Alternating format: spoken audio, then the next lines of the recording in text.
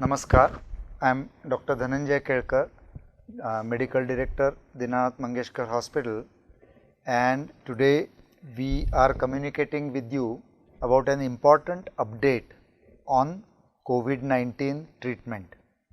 The first part, which was an overview and preventive strategies and some amount of symptomatology, we have covered in the first our lecture. Today's second lecture is very important because we are going to discuss about treatment strategies and the drugs, whether they are really useful or not, because there has been a lot of speculation in the literature about the cost and utility of the drugs. So, with me we have Dr. Samir Zoe, who is our physician and chief intensivist who is managing this COVID pandemic. By now we have treated about 6,000 COVID patients and more than 3,400 have been hospitalized. So, with this large trove of knowledge, we come to you with this update on drugs in COVID. So, coming to after the diagnosis, we immediately jump on to what treatment do we start, and patients are in a pretty high state of panic. So, whenever a patient has even a minimally symptomatic or asymptomatic COVID infection, they want to know what drugs to take. So, whether they are at home or whether they are hospitalized with minimal symptoms, would you start hydroxychloroquine, azithromycin, or just give them crocin? What is your opinion? And when do you start steroids in this spectrum of disease?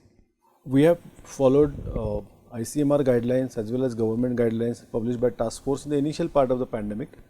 At that time the data was not very good available to practice, but later on there are at least good quality data published in New England Journal of Medicine or JAMA or Lancet, which talked about these two questions. One about hydroxychloroquine and second about azithromycin. So, the role of azithromycin and hydroxychloroquine in asymptomatic or mildly symptomatic patients is never established. When no data was available, various task forces and guideline makers made a statement that these patients should be given hydroxychloroquine or azithromycin, or even in early part of the pandemic it was oseltamivir was recommended. So, we used those drugs in month of April and maybe in month of May in the first part, but later on we came to conclusion after having our own data that there are a lot of issues regarding side effects in terms of either nausea, vomiting or diarrhea, especially with hydroxychloroquine, rather than their benefit. And by that time the data was available, we stopped using hydroxychloroquine for mild and asymptomatic patients. Azithromycin do not offer any benefit for mild symptomatic patients or asymptomatic patients. So, coming back to question number 1, for mild symptomatic or asymptomatic patient, it is just the symptomatic treatment in terms of paracetamol. If the fever goes beyond 99.5 or maybe reaching 100, it depending upon the tolerability of the person. Some person get extremely fatigue, symptomatic, listless at a fever of 99, and some people can very well tolerate fever of 100. So, it is just a symptomatic treatment with paracetamol, lot of hydration, and if the dry cough is nagging or difficult, then some cough suppression is used for those patients.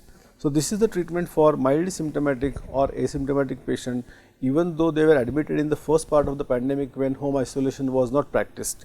But nowadays we are practicing home isolation for such kind of patients. Nobody is getting admitted in our hospital for such patients. So, these patients are kept at home, they are regularly monitored, and we advise them to take symptomatic treatment, that is all. We do not recommend any additional supplementation in terms of zinc, vitamin C, iron and what not.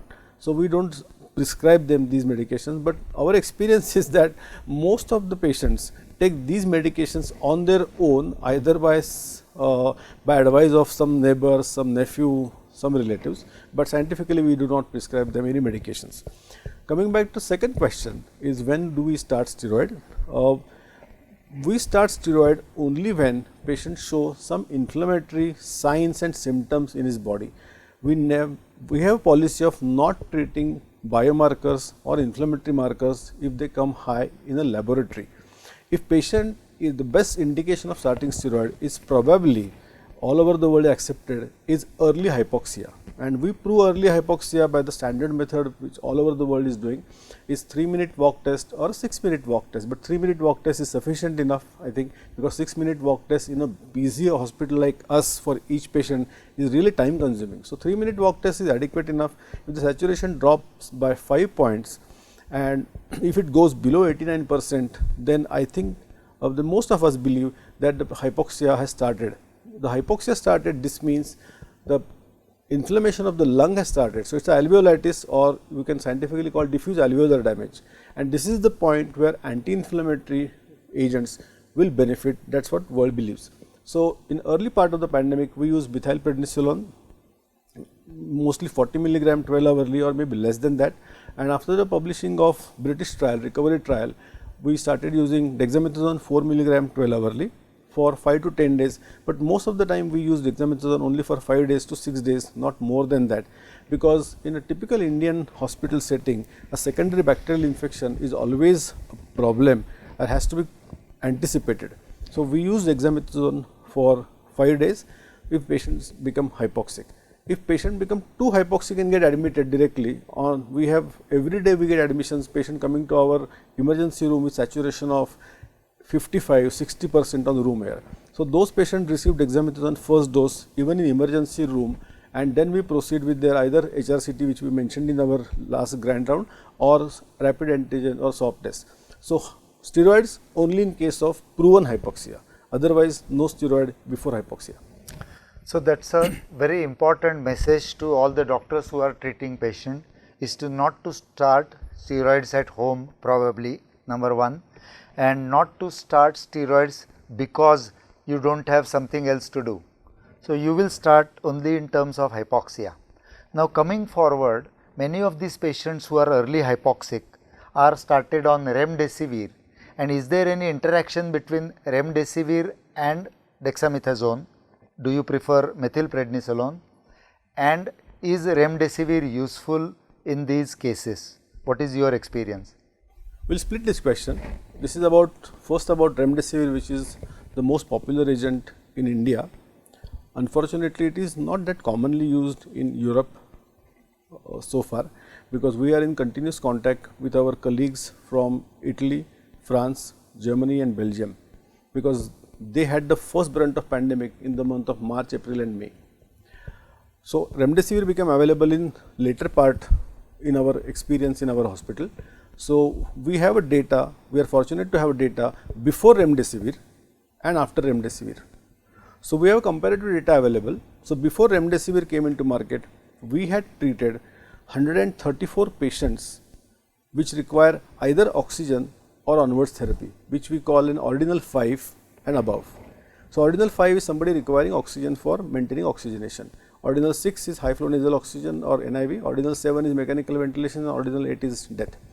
So, patients who are at ordinal 5, 6 and 7, we had analysis of 134 such patients, and our mortality was around 35% before the availability of remdesivir. Once the remdesivir became available and the Act 1 trial got published in New England Journal on 22nd of May, we started using remdesivir very judiciously for patients who are at ordinal 5, means those who require oxygen to maintain their saturation above 89%, and not each and every person who is diagnosed as COVID positive.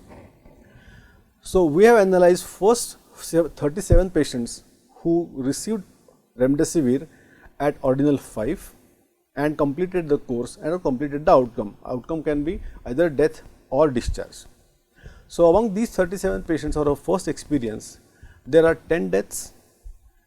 There are 7 patients out of those 37 who actually worsened ordinal, means if they were on oxygen, they worsened to high flow nasal oxygen or required even mechanical ventilation, but eventually recovered. The recovery, I do not think it is a recovery because of remdesivir, it is because of recovery due to prolonged ventilation with our ICU team or prolonged HFNO therapy by our ICU team. So, I will not give credit to remdesivir for recovery of such patients. Then the patients there are 11 patients in whom the ordinal remains same at around 5 at the end of 1 week. So, they neither improved nor worsened, but after 7 days they gradually improved. Then there are 7 patients only in whom Remdesivir was started and within 7 days the ordinal came down, means they were off oxygen within first 7 days. So, these are the patients probably who got benefit of Remdesivir, and the number is 7 out of 37. So, it is I think not very encouraging experience of our Remdesivir, and all over the world except few countries, especially if you talk about the European countries, the use of Remdesivir has been very skeptic, and people are using very scrupulously. Many of our colleagues in Italy and Belgium, when we had communication on email or WhatsApp, they are not using Remdesivir for patients who are even at ordinal 5. So, many European ICUs are using only steroid as a drug in case of hypoxic patients. So, Remdesivir, our experience is by numbers. So, in all after Remdesivir the mortality is not dramatically reduced, it is more or less same 31% versus 35% before Remdesivir. So, by statistics also I am not very convinced that Remdesivir is an extremely life saving drug and has to be used for all patients with COVID-19. In some patients it may get benefit, but I do not think we are at this point has got the tool or test to decide in whom Remdesivir will help and in whom it will not help. So, it is more out of advertisement and panic that Remdesivir has found its way into black market, as well as panic buying by relatives, and even some doctors have stacked Remdesivir in case they get COVID, which is surprising because the benefit of Remdesivir is mild at its best and definitely not life saving in most of the cases that we have seen as well as the European data shows. So, our important message is that Remdesivir may be mildly beneficial. Coming to the next, again a debatable and controversial topic of 3 drugs which I am going to ask you. Number is Favipiravir, also called as Fabiflu, and number 2 is doxycycline and ivermectin, as was popularized by Bangladesh data. So, do you have any experience of this Fabiflu and ivermectin that you can share with us? Favipiravir is a drug which has been made popular by our oriental colleagues, especially from Japan, China, South Korea and even Russia. There is data from these countries which talk about the efficacy of Favipiravir, but unfortunately the efficacy is in terms of improvement in symptoms. The improvement in symptoms in flu-like illness, that can be reduction in cough, reduction in fever, reduction in malaise and fatigue. So, Favipiravir has never been claimed as a life-saving agent for upper respiratory tract viral infections. When it made available in India, we had a big meeting of our ID specialists, physicians and those who were caring for COVID patients, and we had a standard policy of using Favipiravir in our hospital, that we will not use Favipiravir for all patients, that is sure, and those patients who insist for some medication and their especially doctor relatives, we used Favipiravir on a compassionate basis, which is not a scientifically compassionate basis, but which we will call a colloquial compassionate basis term. So, we had used so far Favipiravir in only 14 patients. We have treated more than 3000 patients, but we have used Favipiravir in only 14 patients, and the data is quite interesting.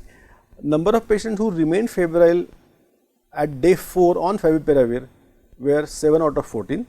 So, in half of the patient it even did not, even it was not successful in reducing fever as well, though it was called as a reducing symptoms for upper influenza, influenza-like illness. Number of patients who were subsequently started on Remdesivir, 6 patients needed to shift on Remdesivir because they became, obviously they became hypoxic, they required oxygen, and that is why everybody thought patient is worsening, and then Remdesivir was started. And patients who became hypoxic on Favipiravir was 8 out of 14. So, all in all, Favipiravir is not a promising drug, I believe, and that is why when I say we have treated more than 3000 patients in Mangeshkar Hospital, we have used Favipiravir in only 14 patients, 1-4. So, we do not think it is a great drug to be used at this point in COVID-19. And unfortunately, in last 2 months, there has not been a data on Favipiravir published in any good medical journal or a reputed journal. About Remdesivir, there at least a good quality data has been published and there is some questionable efficacy, but about Favipiravir, there is no data as well. And coming to doxycycline and ivermectin.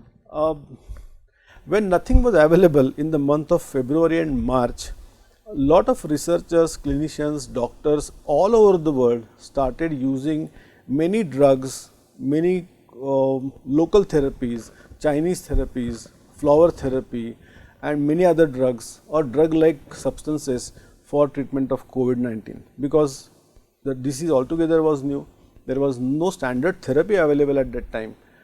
So, a combination of ivermectin, doxycycline, I think mushroomed out of such desperation, and it is from Bangladesh. There has not been a good data available in the medical literature about combination of doxycycline and ivermectin, especially in COVID. But that Bangladeshi study never got published in a good peer reviewed journal, but still it claims that there is symptomatic improvement in COVID-19 patients, but it has to be taken with a pinch of salt, because the primary endpoint of the study or even secondary endpoints of the study were not very clear and the hard outcomes were never calculated in that study. So, we have used ivermectin, doxycycline, if I am not wrong, in only 2 patients where the patients themselves were vehement about taking that and they got admitted in our hospital. So, otherwise we do not have experience of using doxycycline and ivermectin in our hospital in last 4 months. Coming to the one of the question which remained halfway was, if you are giving remdesivir, are you using dexamethasone or methylprednisolone? When somebody starts remdesivir, it is preferable to shift to methylprednisolone, because dexamethasone actually can suppress the action of remdesivir. So, because of CYP450 enzyme action. So, we always shift to methylprednisolone when remdesivir is started, but all in all the use of remdesivir in our hospital is not that very common when I see the prescription burden from other hospitals all over the country. So, we use judiciously remdesivir, but dexamethasone for all patients who develop hypoxia, and to date we have almost 260 to 270 patients who are either on oxygen or HFNO or ventilator in our ICU. So, we use dexamethasone significantly in our hospital.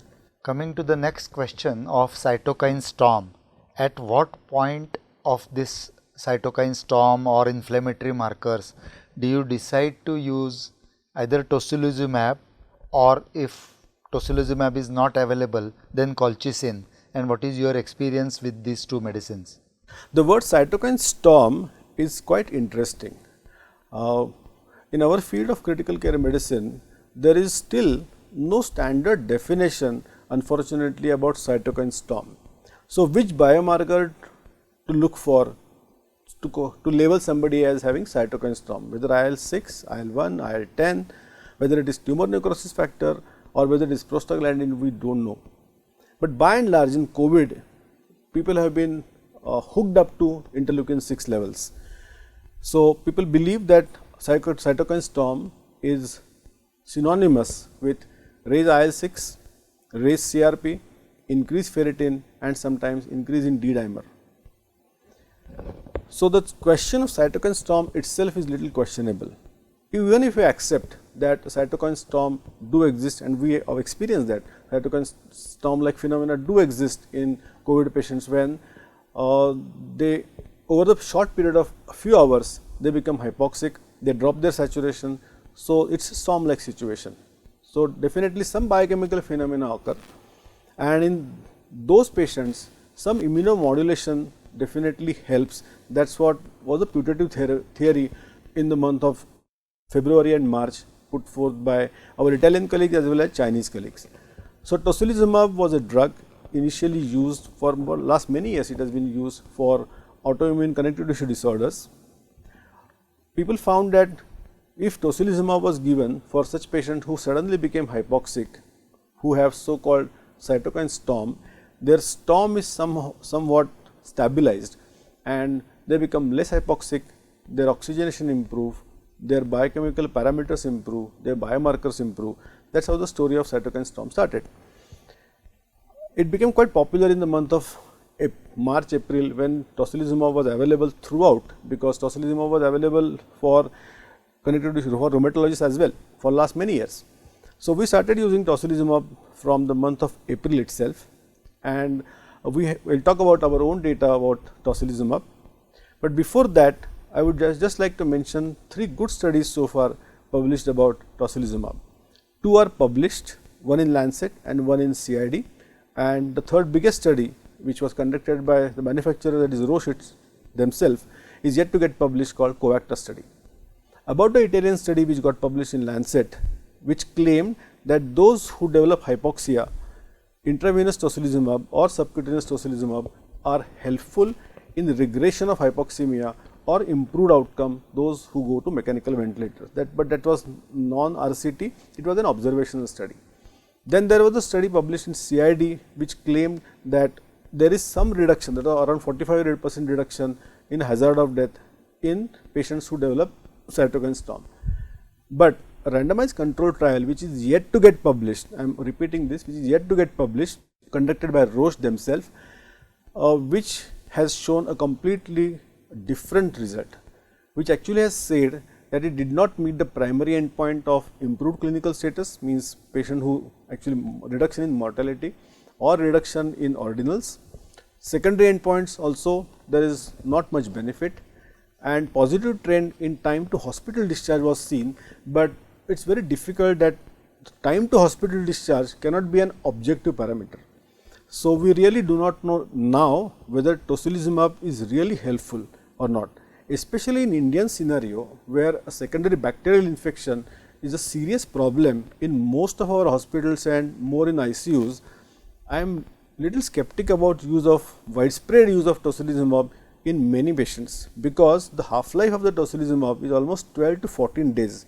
If we block IL-6 for so much long period of time, and if somebody picks up bacterial infection, then it will be a very difficult situation. After this theoretical discussion of tocilizumab and cytokine storm, let us come to DMH data of tocilizumab.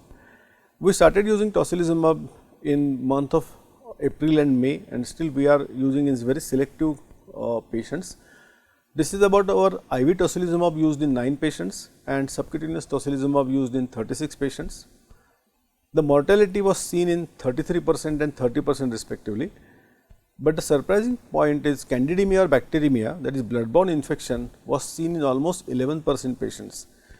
So, I am not very sure whether the benefit of saving life is compromised by bacteremia or candidemia, and if you see the death is around 30%. So, I again come back to our original data of not using tocilizumab in our early part of the pandemic. Our death rate was almost 35%. So, I am not very sure whether tocilizumab has helped in the reduction of mortality, and our impression about tocilizumab is probably getting reflected in the study which will be published, which is a randomized control study which will be published by Roche in the next 1 or 2 months in a reputed journal.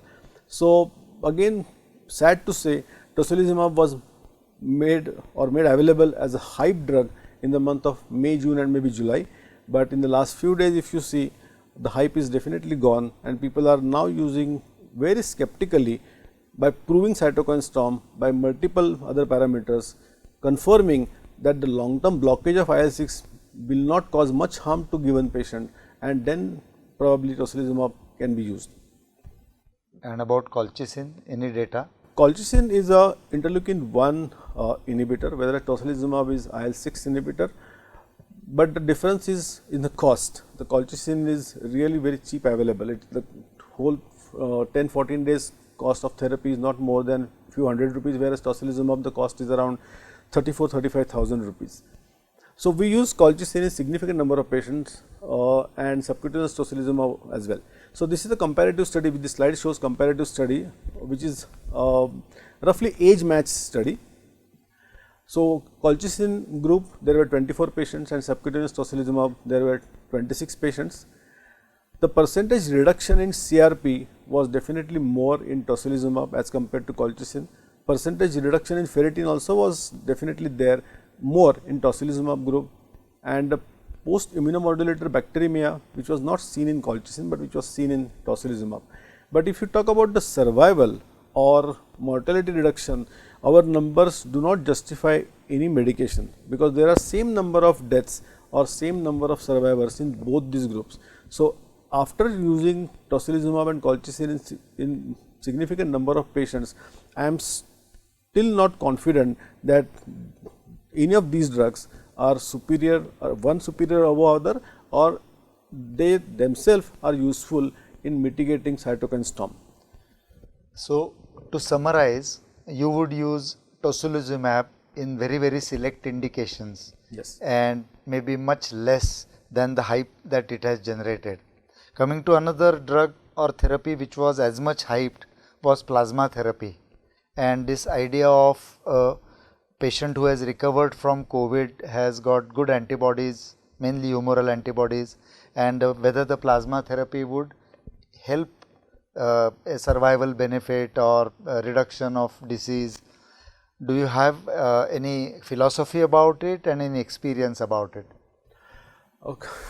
Convalescent plasma was made popular by, of course, by our Chinese colleague, because the whole epidemic and story started there. The idea is ready-made antibodies are available in patients who recovered from COVID, and if they cannot transmit the disease, their plasma can be used in patients who are having severe COVID. So, obviously, first study which got published in JAMA came from China, which did not show any benefit in terms of survival. Then the second study, which is yet to get published, it is from Rotterdam, Netherlands.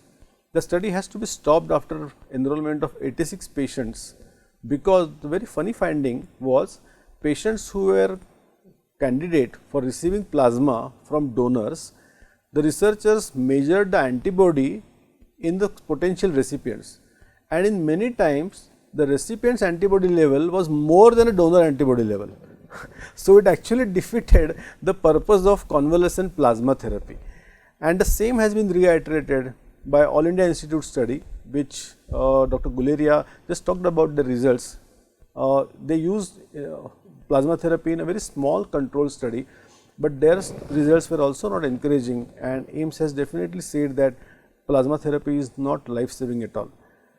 So, in our hospital, coming to DMH, we have not registered so far to ICMR as a plasma therapy center, and after reading these literature and after having AIIMS experience, I do not think we will venture in doing plasma therapy in the current future.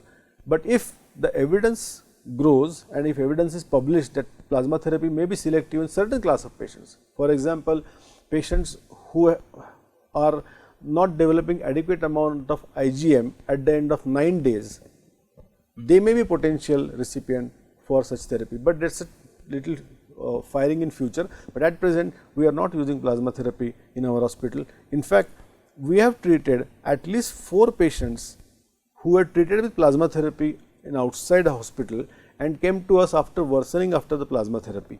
It may be transfusion related lung injury, we do not know, or it may be just immunological phenomena, or it may be just primary progression of the illness, we do not know. But our experience is a passive experience of plasma therapy is not very good. So, in order to summarize now the drugs that we have seen so far, the only really useful drug has been either dexamethasone or methylprednisolone. Yes. Other than that, I see that most of the drugs are either in the very select category or a pessimistic kind of category, and the hype and advertisement about these drugs have not materialized. Coming to a very important thing which has saved lives, and that has been the oxygen therapy. So, what is your experience about high flow nasal oxygen therapy? How do you start it, and kind of is the prone position important? What are your basic protocols, and what was your experience of this high flow nasal oxygen? High flow nasal oxygen, HFNO, or high flow nasal cannula, we at our Mangeshkar hospital we are using it since year 2017. So, even before COVID came to India, we have our data of HFNO patients, almost 279 patients treated with HFNO with us. HFNO has got the benefit that it do not create a phenomena called self-inflicted lung injury, which is very common phenomena with non-invasive ventilation, and this has been elegantly shown in the randomized control study called Floralis study, published by our French colleagues in 2015. The study itself showed that 90-day mortality was less with high flow nasal oxygen as compared to non-invasive ventilation in patients with acute hypoxemic respiratory failure. So, HFNO was always our choice to treat this acute hypoxemic respiratory failure in our ICU. When we started treating COVID patients, we used the same policy. By that time, we learned from our European colleagues that the mortality of patients treated with invasive mechanical ventilations upfront was significantly high. So, we learned from their experience and we decided to use high flow nasal oxygen as our first line therapy to provide oxygenation for these patients. Fortunately, the COVID ARDS patient, there is not much issue of CO2 retention. It is the main problem of oxygenation through diffuse alveolar disease. So, HFNO probably serves this purpose and many of our patients were treated with high flow nasal oxygen. As we discussed in our last grand round, in our preparedness in the month of March, we procured almost 23 high flow nasal oxygen machines with us, means 8 dedicated HFNC machines and 15 mechanical ventilator from a company which can provide HFNC as well. So, at a time we can provide HFNO therapy for almost 23 patients in our COVID building. So, our data as of now on 31st of July, we have treated 238 patients with high flow nasal oxygen. The average age was around 59 years. There were 71 females and 167 males. And the surprising number, their average PF ratio, that is PO2 by FiO2 ratio, was 78 before HFNO. So, they were classically severe ARDS category of patients. Because of significant disease burden, most of the patients who require 6 liters of oxygen, 7 liters of oxygen were managed well in our wards and floors and rooms in the COVID building. The moment they become a little tachypneic or the saturation dropped below 89 on 6 to 8 liters of oxygen, they were shifted to ICU for respiratory assist therapy, and these patients were put on high flow nasal oxygen. So, that is why they were sick to begin with. So, our average PF ratio was 78 before HFNO.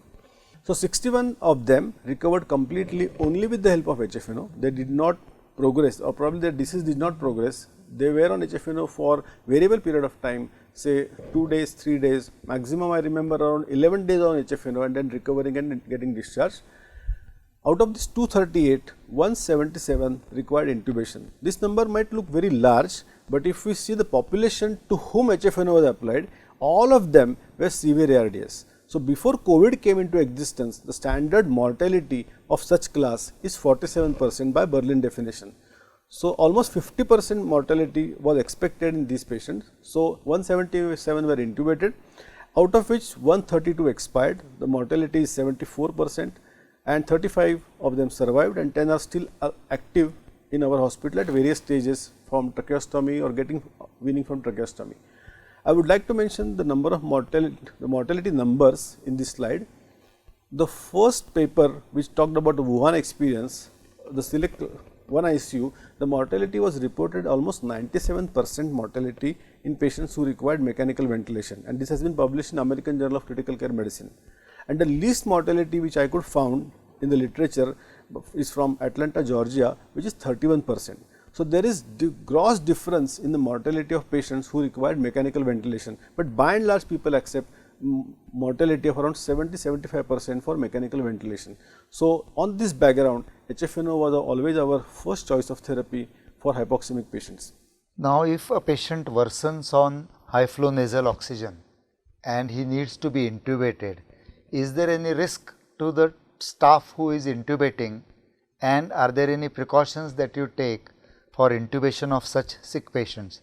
The question is very valid because in the month of March and April, there was significant panic, especially panic was about aerosol producing procedures, means intubation, bronchoscopy, tracheostomy or even swab collection. So, intubation probably was the most hazardous procedure in these patients, and unfortunately there have been fatalities in medical profession in Italy, New York and all over the countries who faced this pandemic first. So, in the month of March itself, we procured 2 video laryngoscope from Karl Storz, and all our intensivists and registrars and housemen from ICU and anesthesia department were trained to use video laryngoscope in the month of March itself. So, I am proud to say from our first patient till date, all intubations in our ICU were done by video laryngoscopy. So, the significant risk where the intubator was exposed to has significantly reduced. As you can see in the video, the intubator's nose and mouth never comes into contact or never comes in the proximity of patient's nose and mouth. So, there is always a gap of at least 2 feet to 2.5 feet. So, this kind of intubation has definitely reduced the risk of aerosol affecting intubating person. So, this is probably one intervention which has definitely helped in a healthcare worker infection in our hospital. Coming to the last question of this very important treatment strategies in COVID infections, which is that if patient goes on mechanical ventilations, are there higher chances of bacterial or fungal infections, especially in view of immunosuppression caused by steroid, caused by IL-6 inhibitors, and also caused by patient's sick condition. So, do you kind of have any suggestions for doctors? The COVID disease or COVID pneumonitis ARDS is very peculiar because it affects the parenchyma in many patients irreversibly, and it affects the lung in two ways. It affects parenchyma as well as it creates microthrombi in pulmonary circulation. So, the blood supply to lung parenchyma is also jeopardized, as well as the parenchyma itself is inflamed and getting fibrous. So, the chances of lung infection just because of COVID are definitely high. In addition, we give steroid to almost everybody who become hypoxic. As we know, steroids are significantly immunoparalytic agents. The risk of infection is doubled with the use of steroid. So, all COVID ARDS patients who receive invasive mechanical ventilation, to begin with, they are at a very high risk of developing ventilator associated tracheitis or ventilator associated pneumonia, and especially the infection which we are facing are MBL Klebsiella and Pseudomonas infection. One surprising or peculiar finding I would like to mention here, which has been seen in our European colleagues ICU as well. There is disproportionately high incidence of aspergillus in COVID patients, and in the last 3 months we have seen almost 11 patients with aspergillus who were on mechanical ventilation for COVID ARDS. So, nowadays we send our all tracheal secretions for calcifer stain as well as for serum galactomannan, especially in the second week of invasive mechanical ventilation, and voriconazole has been our first choice of drug to treat this invasive aspergillosis. Coming to the invasive ventilation, which has a very high mortality to the tune of between 30 to 90%, but let us put it at 70%. Are there any predictors of good or bad outcome in these invasive ventilated patients? We have found from our analysis of almost more than 170 patients with invasive mechanical ventilation that we give prone position for all patients after intubation, provided there is no obvious contraindication to prone position. So, we give prone position for almost 16 to 24 hours to all patients who receive mechanical ventilation from day 1 for at least 2 prone sessions on 2 consecutive days. After 2 prone sessions, if the PF ratio improves above 200 and if the plateau pressure comes below 25, then there is a significant chance of successful weaning, as against if the PF ratio remains below 150 and if plateau pressure remains above 30 even after 2 prone sessions. This means that this lung is probably too stiff and non-compliant. Our experience that these patients have got poor outcome. So, they are very difficult to wean and the outcome is also not good. So, this point we have found in our experience in invasive mechanical ventilation. So, to summarize, within the first 2 days of invasive ventilation and especially proning, you come to get a fair idea about the improvement in PF ratio as well as most likely predictor of survivability in these patients. And I am sure that with all this hard work, Pune's mortality has remained one of the lowest in India. And why has Pune's mortality remained lowest in India is amply demonstrated by the efforts the healthcare in Pune and even the private healthcare in Pune has put in for these patients. Coming to the end, I would like to add something about surgery in COVID times.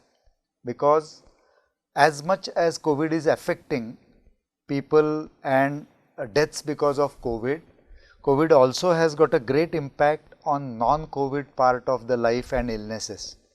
And many places across the world have been paralyzed due to this COVID onslaught, and the routine surgeries, the emergency ones, the semi-emergency ones and the elective ones have been postponed, and there would be very long queues in the coming months to come.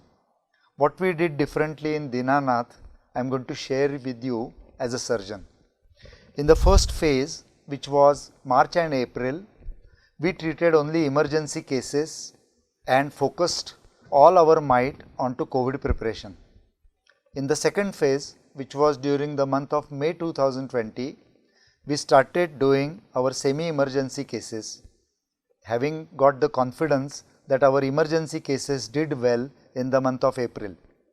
By the end of May 2020, we realized that the COVID risk in non-COVID cases is overstated and overhyped.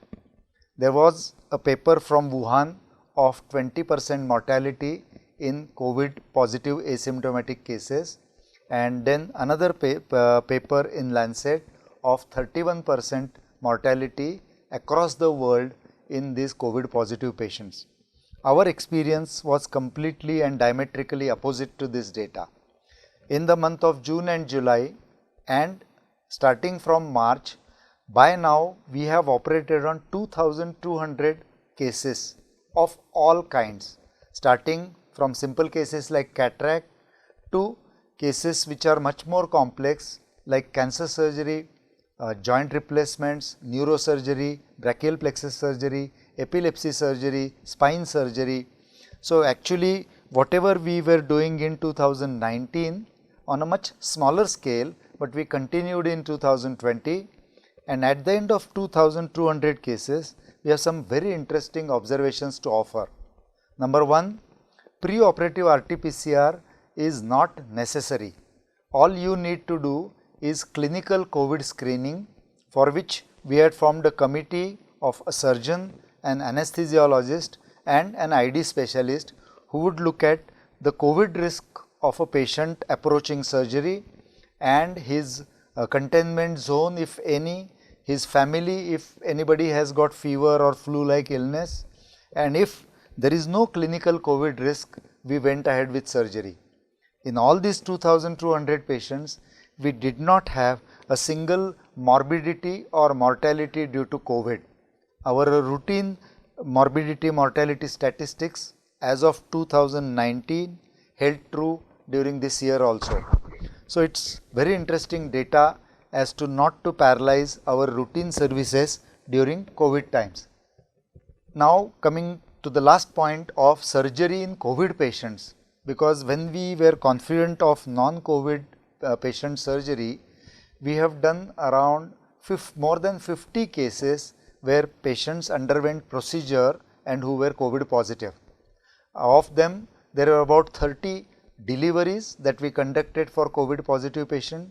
There were about 18 lower segment cesarean sections that we performed. There were fractures, perforated appendix, perforated intestine and some embolectomies in the limbs.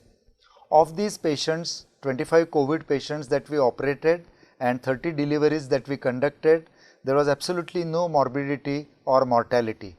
So all in all, from our side, I feel that the risk of surgery in COVID patients and in asymptomatic COVID patients and in non-COVID patients is overstated.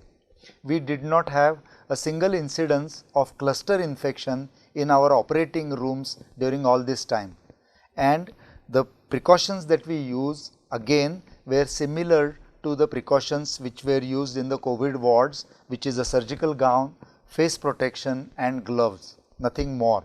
So we feel that COVID is a dreaded disease, maybe in the intensive care unit of the hospital, but outside of the intensive care unit and on the surgical side, it is definitely not to be dreaded, and we are going to publish this data in the time to come.